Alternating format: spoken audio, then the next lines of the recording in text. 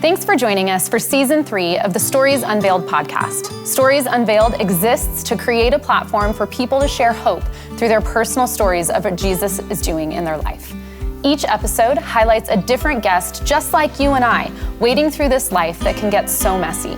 I hope this conversation proves helpful and encourages you to go live unveiled.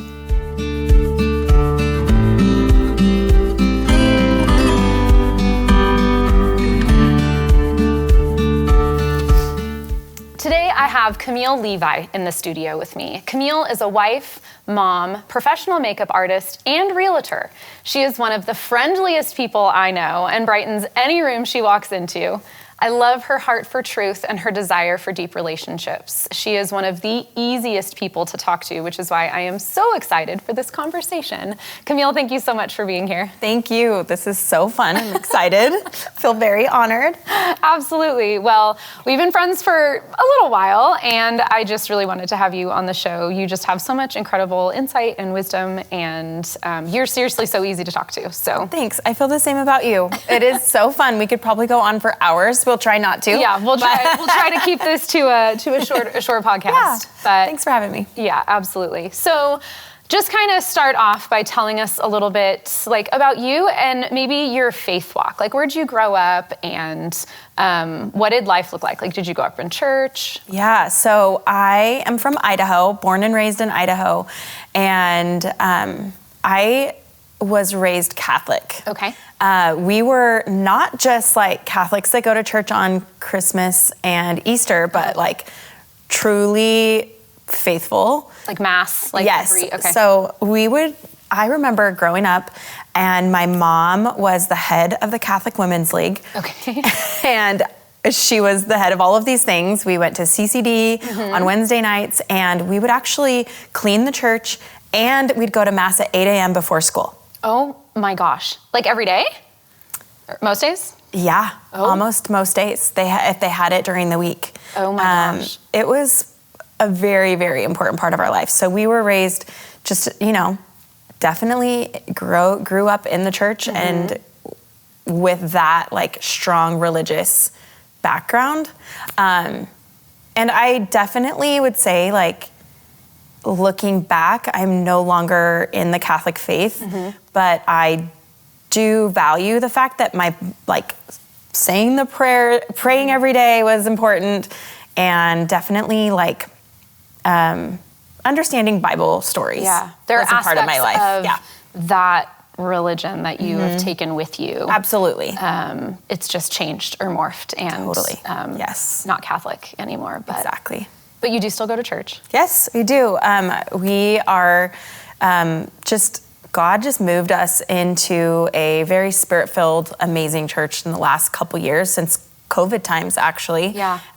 During that time, it was just kind of a moving around. I think it was an opportunity for people to kind of reevaluate a lot of things and find where a true home church felt. And we had been in our church at the time for 20 years. Wow. And never intended on moving. No, but because there was church at home and people weren't meeting and it was a different scenario everywhere you went.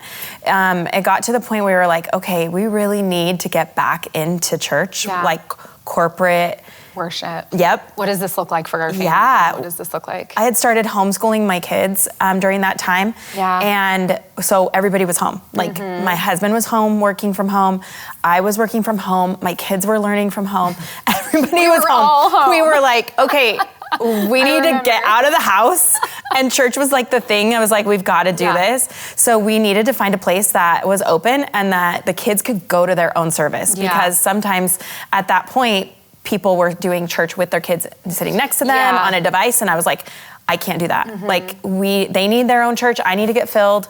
I need to be fed. Yeah. They need to be fed. And we can't be doing it in the same room. Yeah. We need our own thing. Exactly. If we are together 24/7, at least 1 hour a week, we need to be apart. And that was such a God thing, obviously, because I had no intentions of leaving the church we were at, but I was just open, God, wherever you want us to go, I just want to go worship with people. And I just want to be in that, in your presence with others.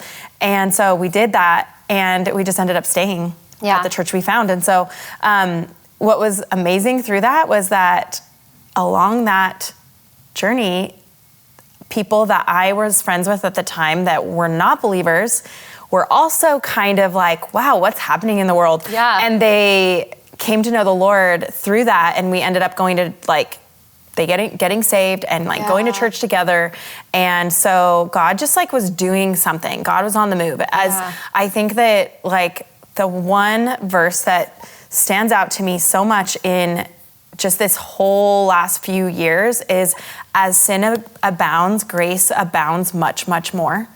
And so no matter what's going on in the world, I notice, like, we notice things happening in the news, or, you know, we're like, Jesus, when are you coming back? This is getting bad, you know? Yeah. I'm like, okay, but grace abounds much, much more. Yeah. So no matter what it looks like, God is moving, and His grace is like abounding higher and more than what sin can do. Yeah, I love that. Yeah, so. That's awesome. So faith has always been a part of your life. Definitely. And it's just morphed, and it's just depending on how it's looked. Yeah.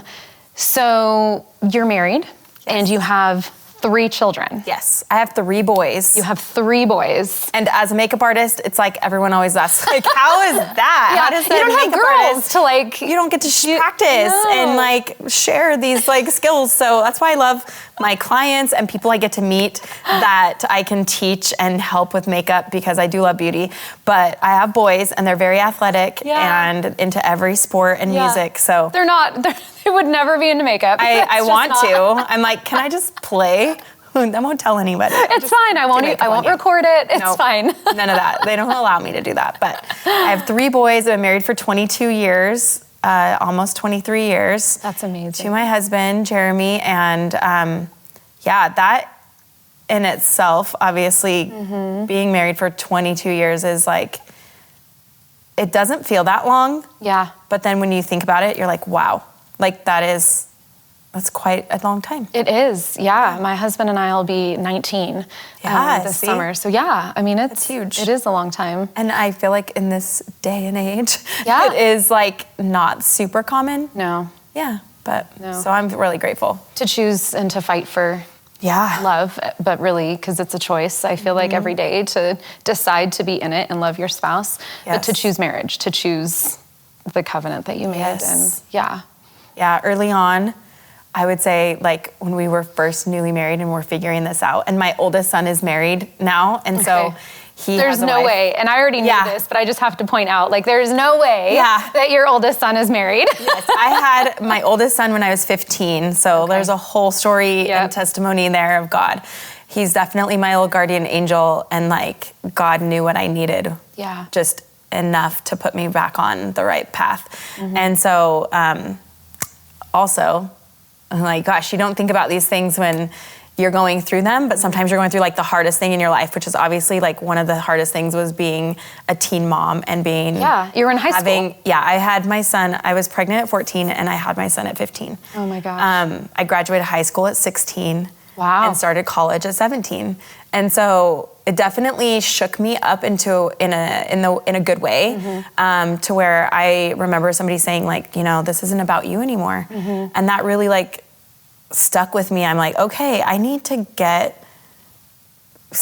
figure this out. Yeah. But it wasn't even me figuring it out. It was just me like surrendering and not trying to, I guess, do it my way anymore. And I was like, okay, now I do want to surrender into asking for help and seeking what is right for this little guy. Yeah. Because it's not about me anymore. No. And you quickly find that out when you're a mom. And so, yeah, it was definitely one of the things that I would say, like, it taught me that I can get through anything. Yeah. You know? Yeah. And it's not the last hard thing I've been through, but totally. Those things are what you're like, okay, I've been through this and I'm on the other side, and now I can honestly say that, like, if I can get through that, I can get through anything. Yeah, well, and it's what's shaped you. Yeah. And now you have that it's his story too, right? Yeah. But you have that story too about what you learned through that and who you were after all of that, and then, you know, getting married and having the son and then we'll go on to talk about your other two boys, who also have a story, in this along with you. But it's just amazing the story that God writes for us. That we're in it, and we're the main character of the story that He's writing for us. And while we do have free will, it's also amazing to just know that like He's guiding us through that and has a plan. And opening and closing doors. And I think that it's so important for people to realize, like, when you're in the storm of things and it feels like all things are crashing down, like eventually when you are on the other side of that, like you will understand why and you will be so much stronger. It is not a cliche. Like it truly does make you stronger, and you can let it like pull you closer to God, or you can let it pull you away. That's definitely been like something that I feel like has been a learning experience through good and bad. But if you seek God, He will turn everything out for good. And I think that's like the summary of my story in general, of just not doing things right. Who's perfect?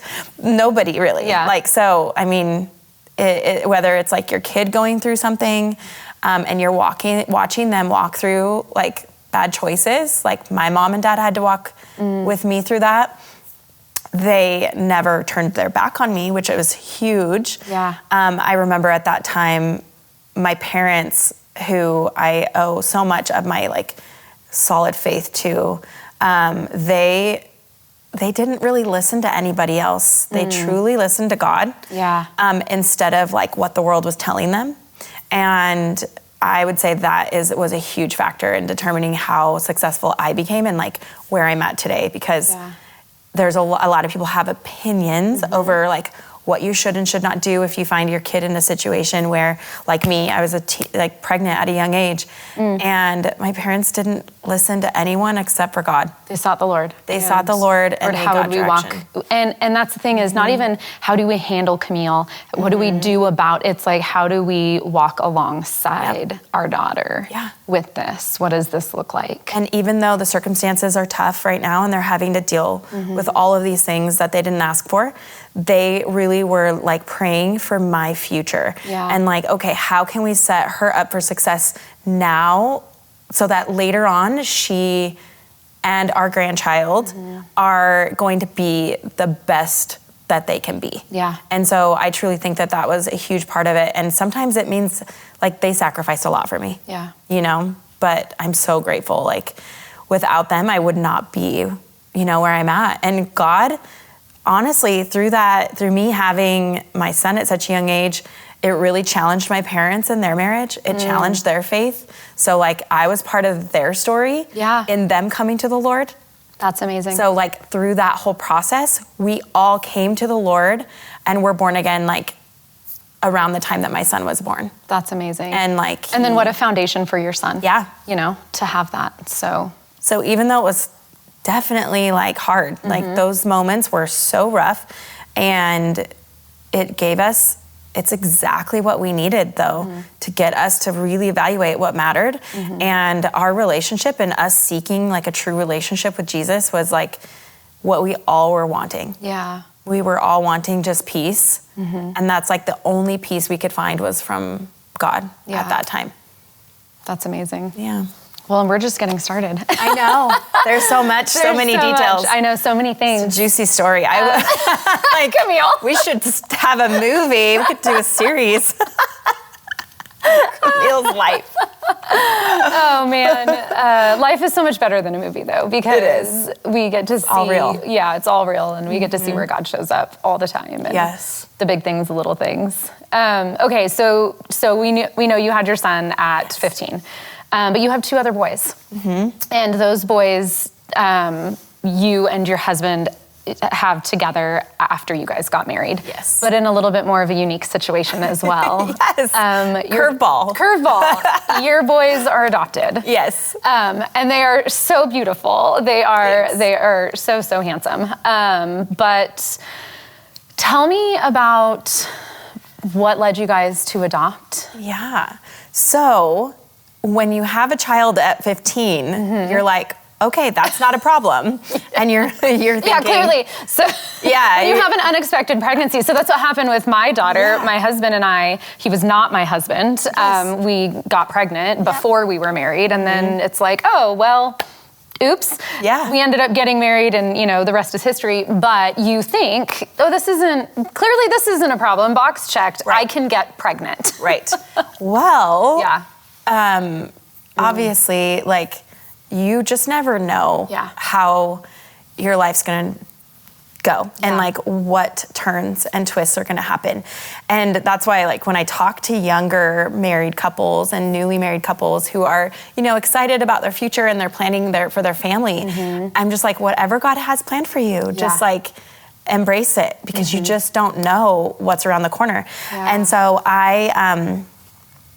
so when I met my husband, he always had wanted to be a dad. He is just meant to be a dad. He's such a great dad, great father, great husband. And we got married. I got married at 20. So young. Yeah, pretty young. And before that, I was like, oh, I'm not going to get married. I'm just going to raise my son. We're going to do mission work. I'm going to be a teacher. And then in the summers, we're going to go do, I'm just going to do this thing for the Lord. Yes. And I wanted to serve God. I wanted to do missions, all these things. And God knows what we need, right? And he knows what my son needed, and he brought Jeremy into our life. So Jeremy adopted Carlos right after we got married.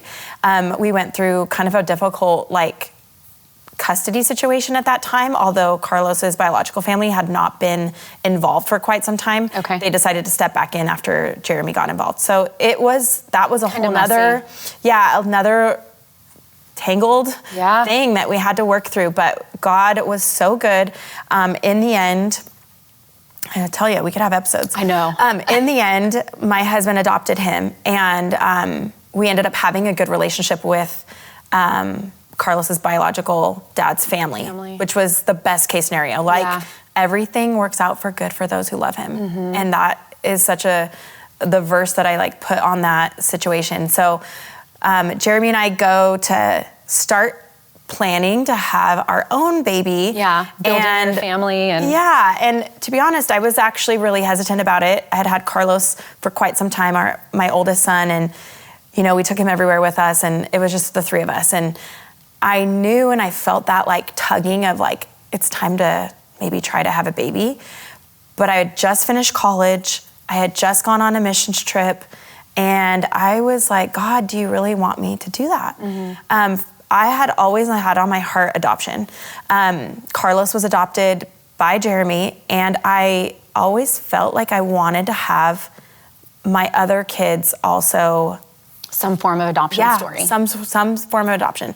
But I had never discussed that with my husband. So he's wanting to have a baby. He's ready. He was, married, born ready. Yeah. And I had just finished college and was teaching. I was a high school teacher for 10 years. And I was beginning my teaching career, and I was like, okay, God, I cried out to God one day driving to work. I was like, I remember speaking out loud and saying, God, if it is your will for me to have a baby, then change my heart and make me want to have a baby. And if it is your will for us to adopt and for him to open his heart to adoption, then please change his heart. Because he wanted biological kids. Yeah, right? he had never even considered adopting he adopted yours, but past that, he was like, Camille and I are going to have babies, and this is going to be it. Yeah. Okay. So he didn't know I had prayed that prayer, but I went on my missions trip to India. I came back and I felt like, okay, I think that we had been married 7 years at this time. So some time had passed. And I was like, I think we need to try. And as hesitant as I was like, okay, God, you'll change my heart if this is right. And sure enough, it did not happen right away. It was actually almost 2 years, or a year, probably over a year before I got pregnant. And I was not sure about it at first still, just the feeling of it all and, giving up your body for a while. You're like, and, okay, all here the we things. go. But I told him, he was excited. And then around July 13th, that year, it was summer, I ended up having a miscarriage.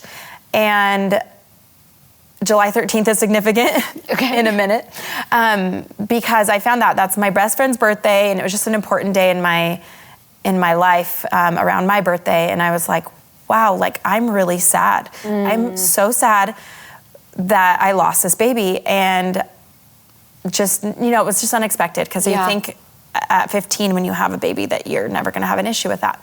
Well, I was like, okay, God, thank you for the experience of knowing what other women are going through, because a lot of women have miscarriages. And I was like, okay, I know what this is like. This is awful. And I can identify and like understand where other women are at if they experience this. So I thought, okay, that's probably why I went through this. And then I realized I wanted to have a baby, and I was like, okay, because it also put in you the knowledge and the emotion of like, I'm sad, I wanted this, like and so it put that desire for you to know wholeheartedly that you wanted to have. So prayer babies. answered.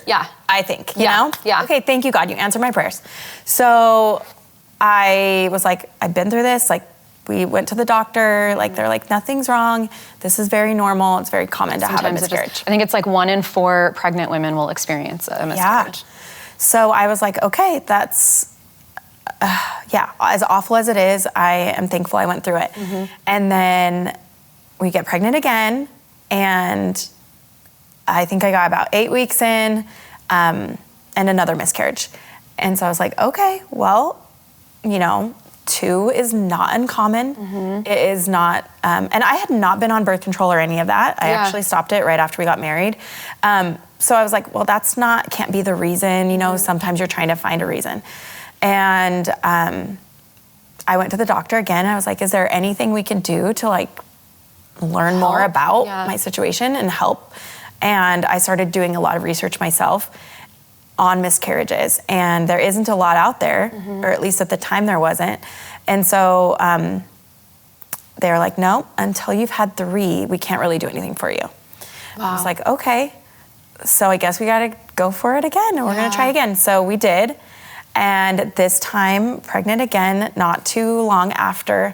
And then I went 12 weeks, had like 1 great ultrasound at the beginning, felt great, and then woke up one day and just was like bleeding everywhere. And we went to the hospital. We had an ultrasound done, and they were like, well, we still see everything, but your HCG levels are dropping. And it's just kind of like there's nothing we can do. I mean, and it really isn't. There's nothing you can do to stop it. No. I mean, such a helpless feeling. And when you really truly realize how little doctors can do when you're pregnant. Like really. It's so God. It's such a miracle to stay pregnant and to be able to like carry a baby that like full term, and a healthy baby at that. So, you're really realizing how little control anyone has. So after that one, I was far enough along that they had to do like a whole process, like a DNC. And that was really hard. That was really scary. It just is, it's just emotional and awful. Anybody who's been through that. And they did some testing then. So it was the 3rd one, so they could test some things. So they did some testing. I think they found out that it was a little baby girl. And so I did have a girl. But so that was rough. And it was like, okay, the 3rd one. They finally said that they could start looking into it. But they didn't find anything, obviously, that was really carried any weight. So I was still taking all the information I could and doing a lot of my own research. I found out that I have what's called the MTHFR gene mutation. And it's super common now. They didn't know much about it at that time, but it has a lot of effects on different women and men. But one of them could be linked to miscarriages. They just didn't have conclusive like evidence in medical journals to support it. I found out that I don't like detox certain, I don't detox well, I guess I should say. There's 1 mutation and 2 mutations, and if anyone has like any questions about any of that, they should look it up, and do some research on it because it's fascinating how much it affects different parts of people's lives. Wow. It can lead to depression. It can lead to like heart conditions, cardiovascular disease, all these things.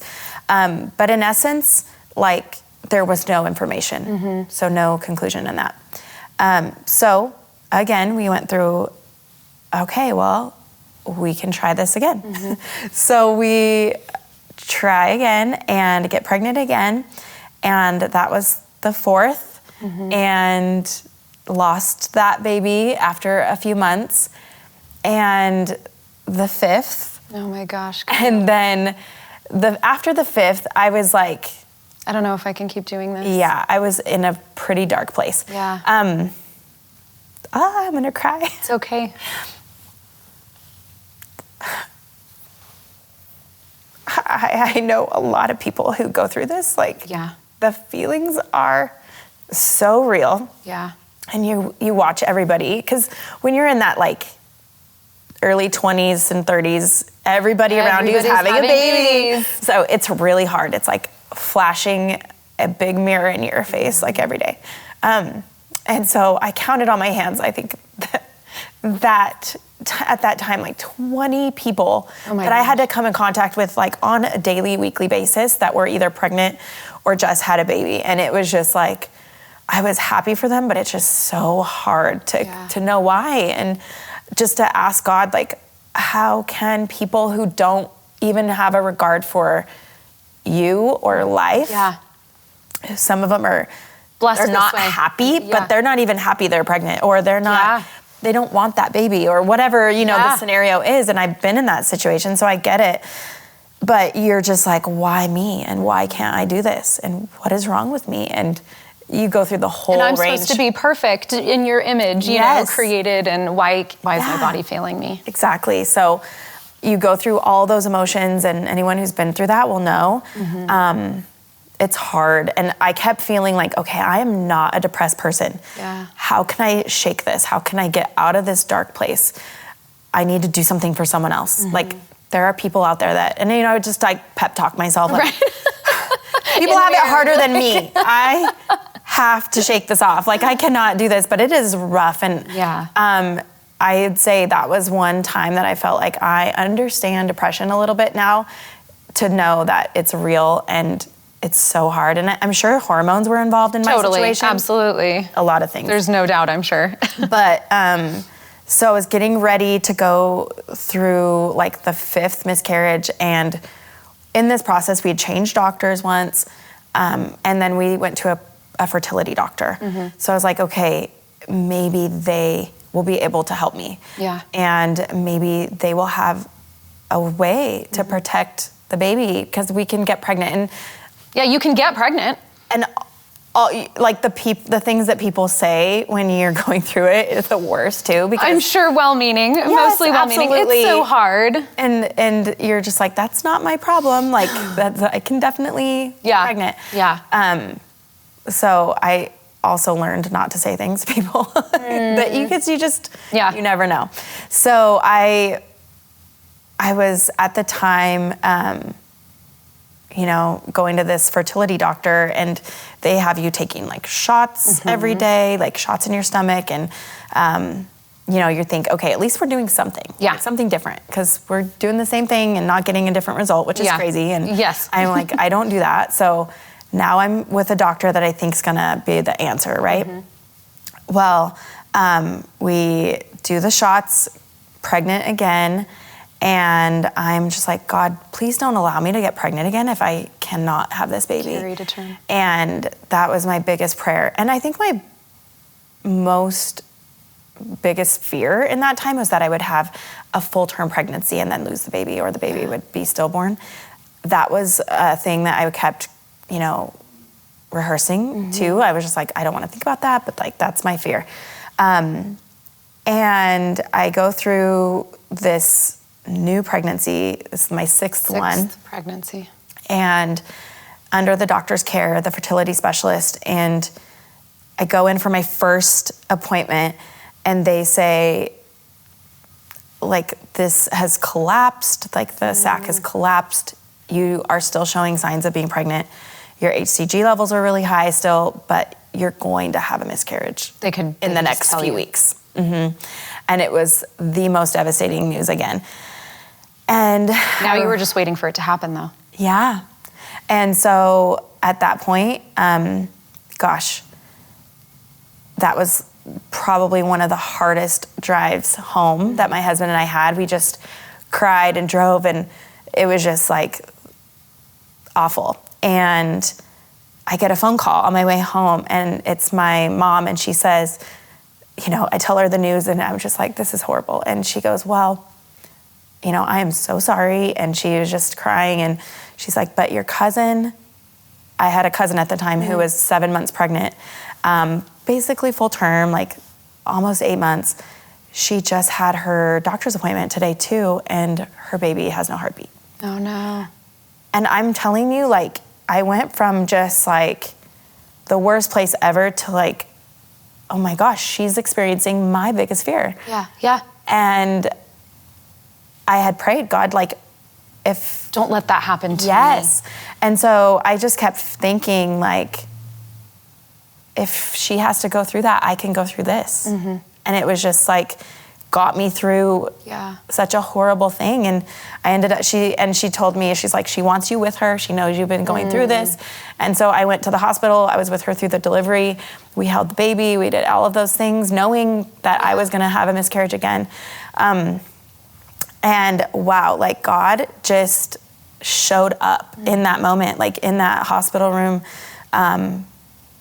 You know, her knowing that I had been through what I'd been through gave her strength. Yeah. And her going through that in that moment gave me strength, and we just united. And it was like, we still to this day have like a very close relationship because of those situations. And like, that's what got me through it. Yeah. And in the craziest way, that pain that she experienced also just eased mine in a sense. Yeah. And vice versa.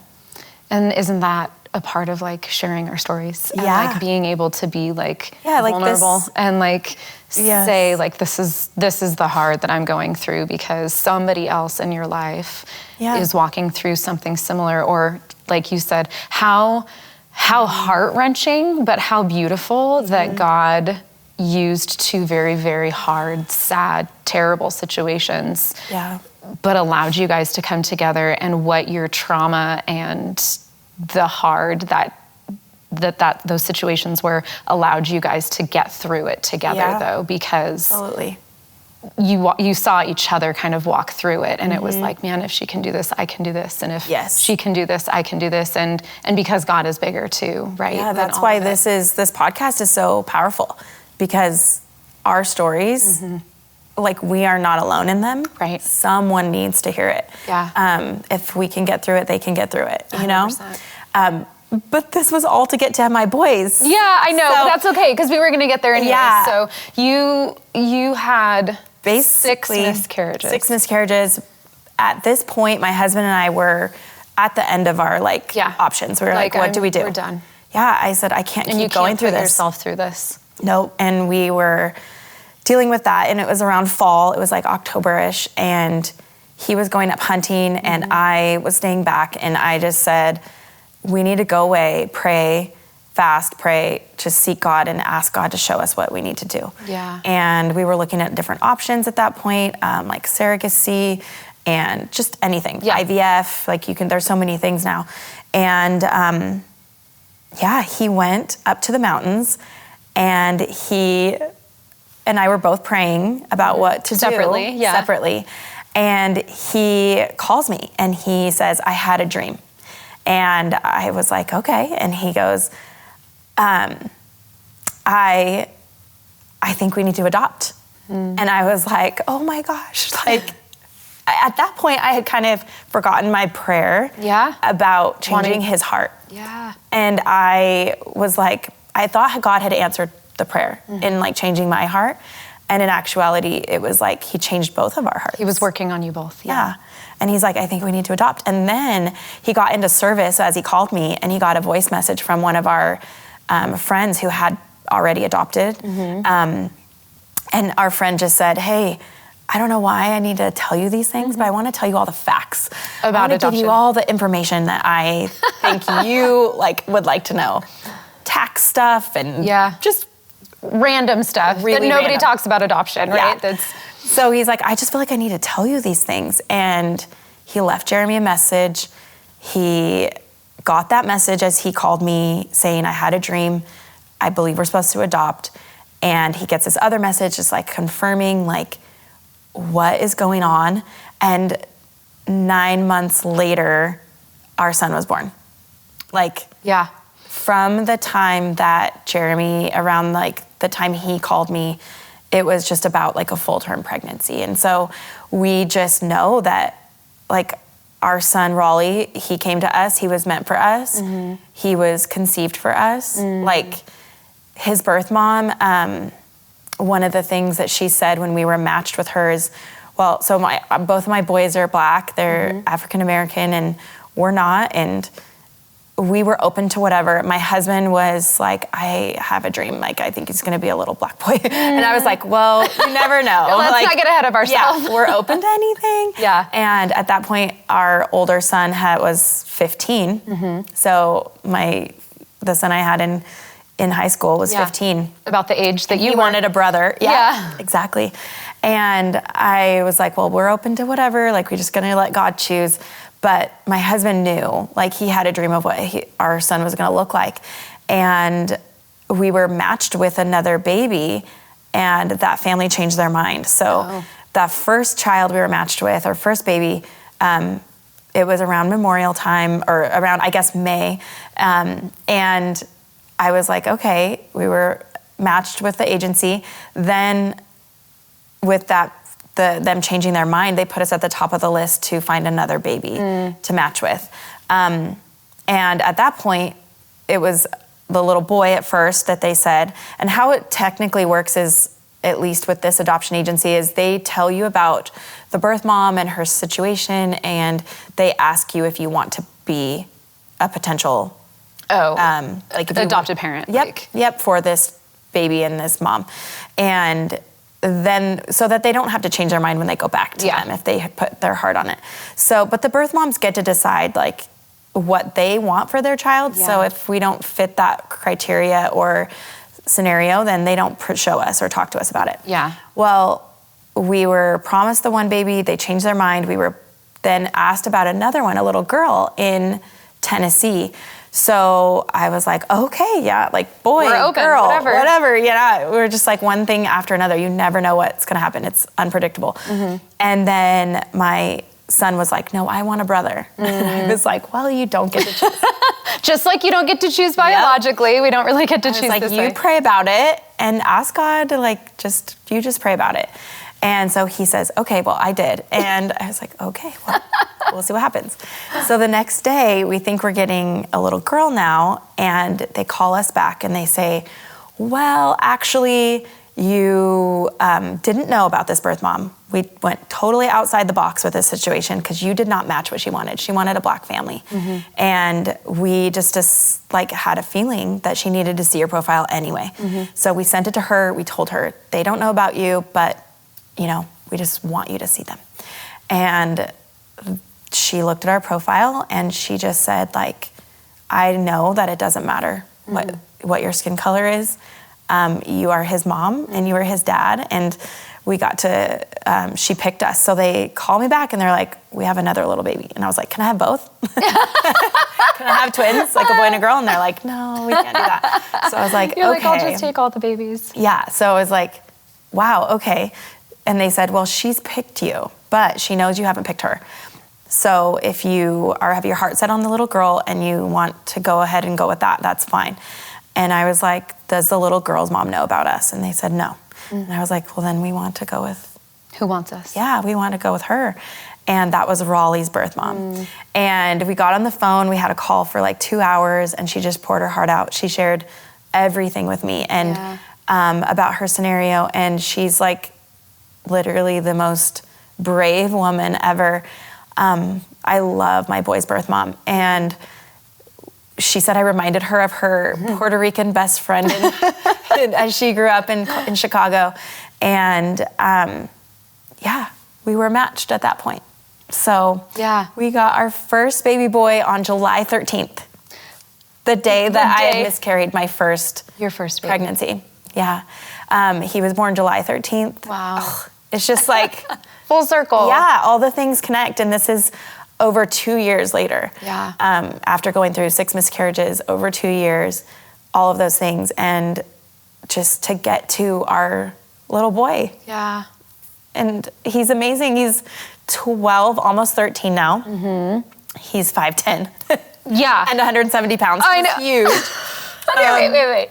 12, 5'10", and 170 pounds. That's towers wild, over me. Camille. He hugs me and like puts his head on my chin. I mean, puts his chin on my your head. Yeah. But he's amazing. And he is such a gift and also a handful. Yeah. But he has a brother. Yes, he has a brother. And they're biological brothers. Yes. Yeah. So we told his birth mom in the hospital in Mississippi. Mm-hmm. We said, and we met his birth father and birth mom. We said, if you ever find yourself in this situation again, please call us. Mm-hmm. Of course, we're on cloud 9 with this baby, and we're so thankful. And we just, you never know. Mm-hmm. So we said that. We had an open adoption, but we lost contact probably, like a year after he was born. Okay. And so we were like, okay. And then, as Raleigh grows up, he's a toddler, and he's like a terrible 2-year-old, like a 3-nager, beyond belief. Yeah, it's a real thing. So people were like, are you going to adopt again? And we're like, have you met him?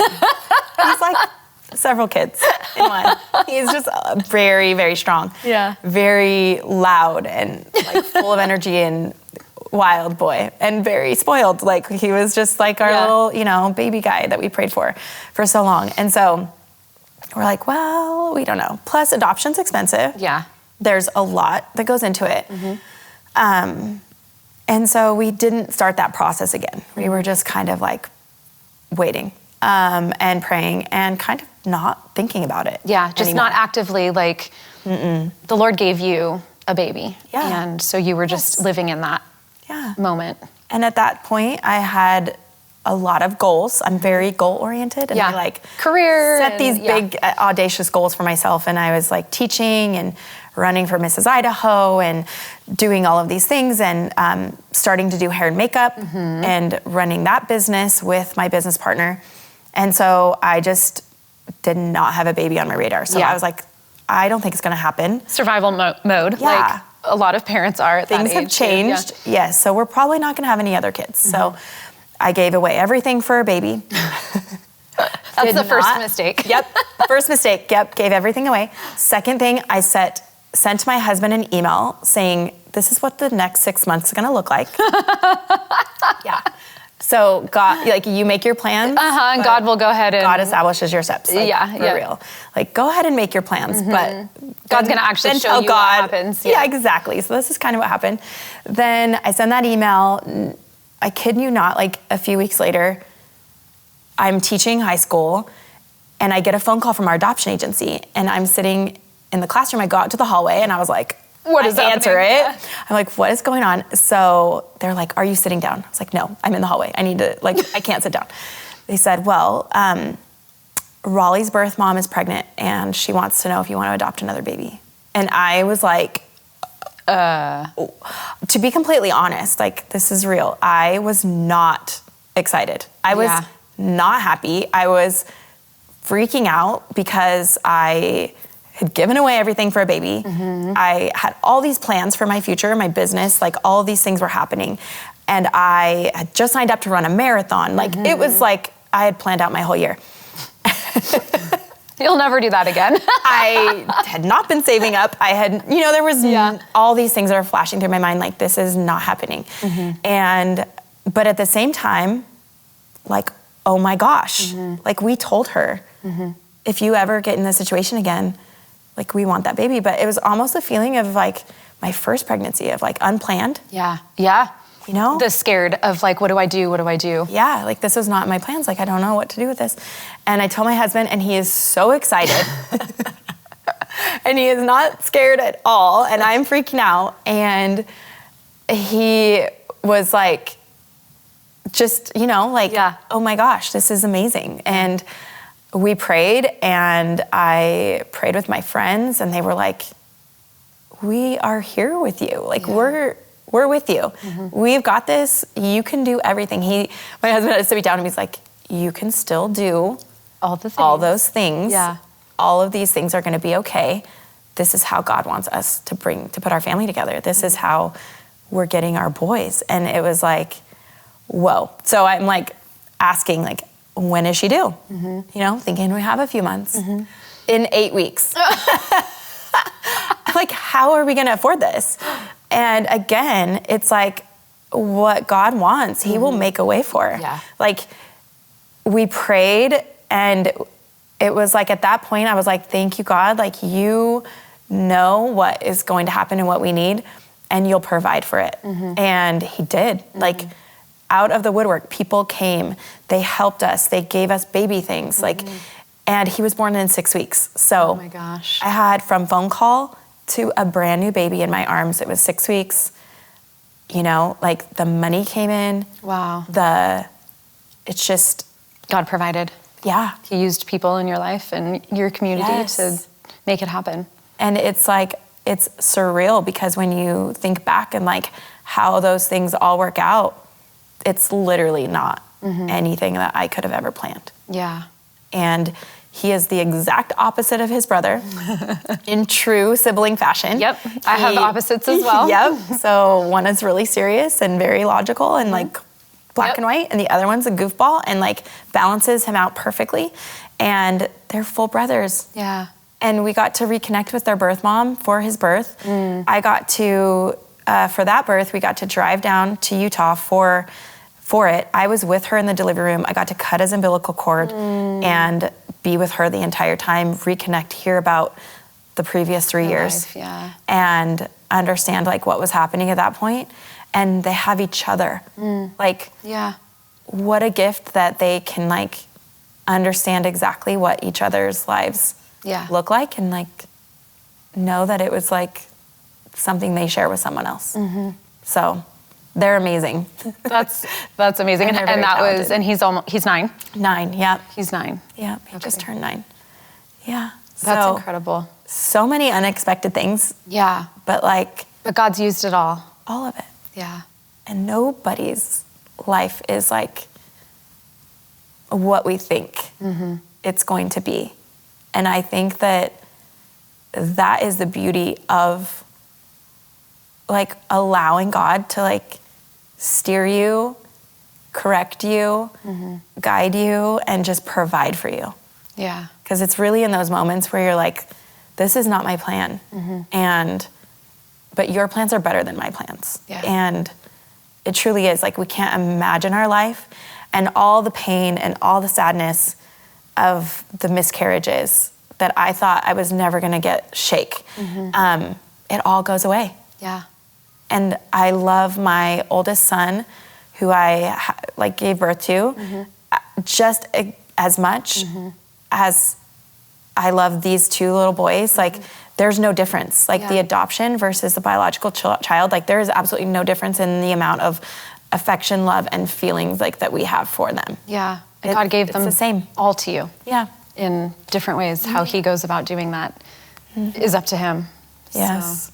So. Wow, that's amazing. And I know that there are like, all of our stories are all so multifaceted, and they're not linear, and we have layers to all of them. And like you said, we could sit here forever. Oh. Just the adoption stories in themselves, I think, are like an adventure. Yeah, it's wild. Yeah, everyone is unique and also usually a little bit crazy. Yeah. I do want to ask, though, for our listeners who, because if we know that the statistic, and I might not even get the statistic right, but I do believe it's 1 in 4 pregnant women will experience a miscarriage at some point. And that's in the very, very early weeks to full term, and everything in between. That's 25%. That might even be higher, but that's what I read last. So inevitably somebody listening to this has experienced what you've experienced at least once. What would you tell a listener who, actually a man or a woman, because men suffer differently, but it's a loss for them too. What would you tell somebody that is facing that really hard grief of miscarriage, and maybe they have had unexplained kind of this unexplained infertility or whatever you have going on with you? Maybe they've never had a baby at all. What encouragement would you give them? I would say that trust that God is going to see you through that time. He's going to trust him, trust in the Lord with all of your heart.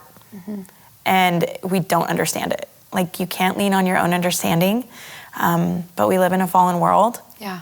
And even though our heart and our desire is to be in heaven and that perfection that we someday will have, God will work it out for good. He will work it out for your good. There is a purpose in our pain. And he won't waste it. He won't waste it. Yeah, not at all. If it's to encourage someone else down the road, or if it's to, welcome a child into your life that you never ever dreamed that, that their birth mom and dad can't take care of, or whatever it is, like, you just don't know what is coming, but you can be assured that, like you said, there's a purpose. It's not wasted, and you will see that eventually.